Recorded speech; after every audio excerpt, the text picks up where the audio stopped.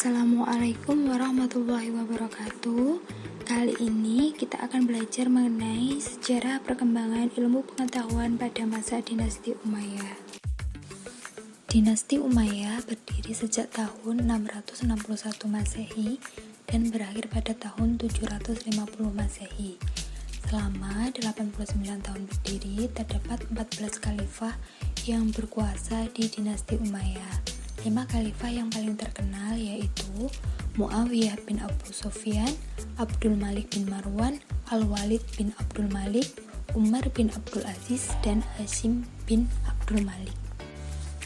Pada masa kekhalifahan Umayyah, keluarga khalifah dan pemerintahannya menaruh perhatian besar terhadap ilmu pengetahuan.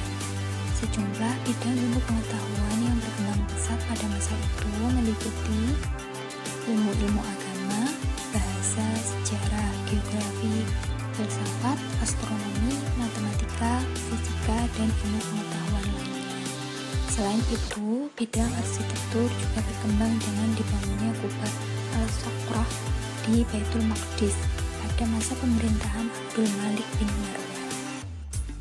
Secara esensial, pendidikan Islam pada masa dinasti Umayyah kurang begitu diperhatikan, sehingga sistem pendidikan berjalan secara alamiah. Pada masa ini, pola pendidikan telah berkembang, sehingga peradaban Islam sudah bersifat internasional, yang meliputi 3 benua, yaitu sebagian Eropa, sebagian Afrika, dan sebagian besar Asia. Pada masa dinasti Umayyah, pola pendidikannya bersifat desentralisasi, atau belum memiliki tingkatan dan standar umum. Kajian pendidikan pada masa itu berpusat di Damaskus, Kufah, Mekah, Madinah, Mesir, Cordoba, dan beberapa kota lainnya seperti Bashrah, Kufah atau Irak, Damsyik, dan Palestina. Di antara ilmu pengetahuan yang dikembangkan pada masa itu yaitu ilmu kedokteran, filsafat, astronomi, ilmu sastra, seni bangunan, dan seni rupa. Dengan demikian, pendidikan tidak hanya berpusat di Madinah seperti pada zaman Nabi dan Khulafaur Rasyidin, melainkan ilmu pengetahuan tersebut mengalami ekspansi seiring dengan ekspansi teritorial. Tempat atau lembaga pendidikan yang digunakan pada masa dinasti Umayyah meliputi yang pertama yaitu Kutab. Kutab merupakan tempat belajar menulis di mana pada masa awal Islam sampai pada era Khulafaur Rasyidin, kutab secara umum tidak dipungut biaya atau gratis. Yang kedua adalah masjid.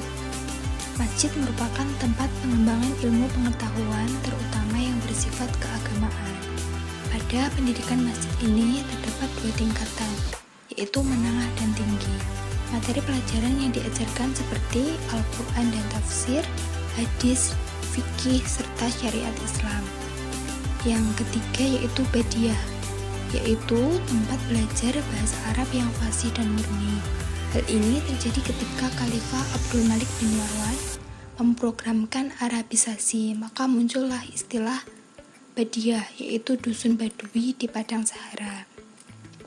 Yang keempat yaitu pendidikan perpustakaan. Pemerintah dinasti Umayyah mendirikan perpustakaan yang besar di Cordoba pada masa Khalifah Al-Hakam Ibnu Nasir.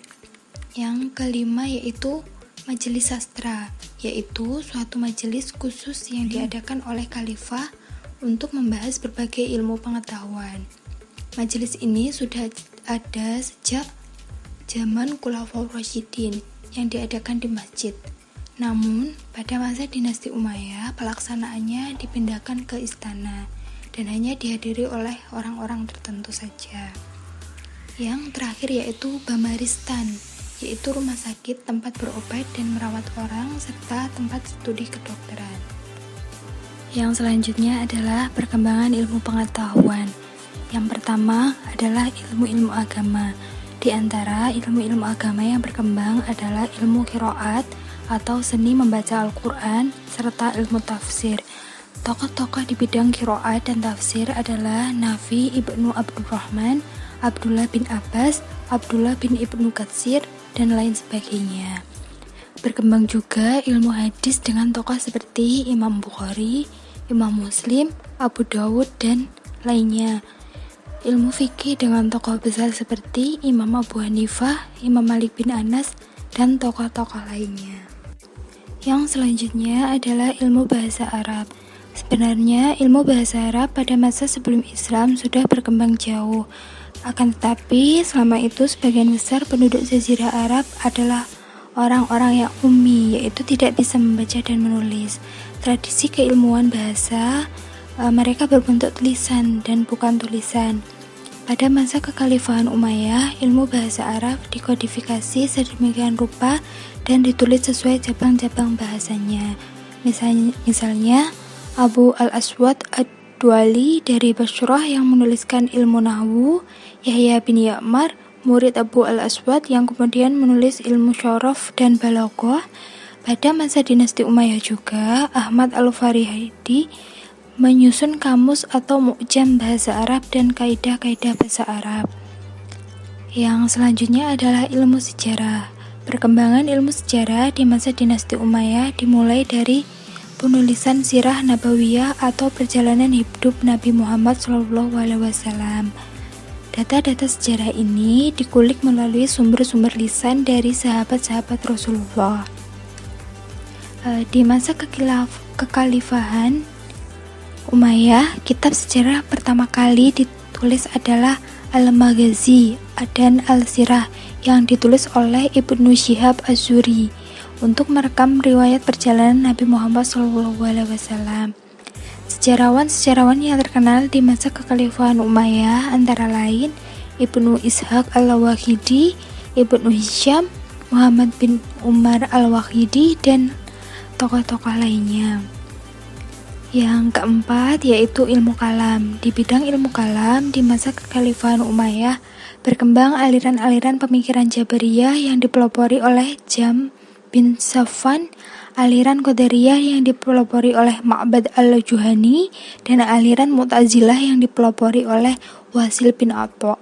Aliran-aliran pemikiran dan ilmu kalam ini mencoba menafsirkan ajaran Islam dengan metode filsafat.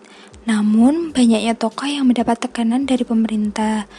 Kendati demikian, aliran pemikiran dan ilmu kalam tetap berkembang pesat.